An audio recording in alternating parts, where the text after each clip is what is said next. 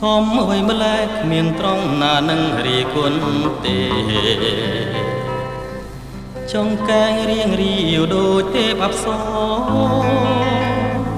សូដនមូលខ្លំសំទ្រួងអ្វីម្លែ